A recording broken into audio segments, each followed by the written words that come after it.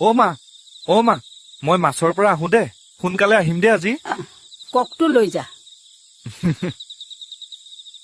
হাও হৰেণ আজি নাযা নেকি মাছক আজি নাযাওঁ দে মই মন্দিৰত মিটিং আছে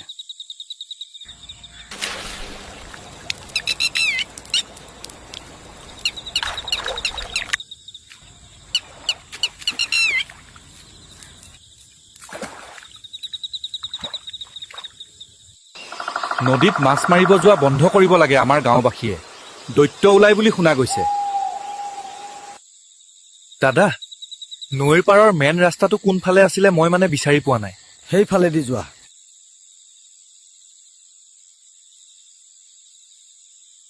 ৰাতি 12টা বাজিল এই ল'ৰাটোৰ এতিয়াও আহিব হোৱা নাই